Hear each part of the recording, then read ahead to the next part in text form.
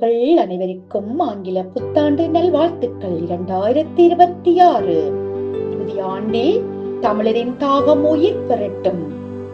இன்று புதியாகவை உயர்வில் அகமகிழ்ந்திருக்கும் எங்கள் அன்பான ஜாகித் செல்லக்குட்டிக்கு இனிய பிறந்த நாள் நல்வாழ்த்துக்கள் கூறுவதில் நாங்கள் மட்டற்ற மகிழ்ச்சி அடைகின்றோம். ஆற்றல் பிரகாசிக்கட்டும், ஏற்றம் உங்கள் வசமாகட்டும், கல்வி உயர்வில் எண்ணங்கள் சிறக்கட்டும்.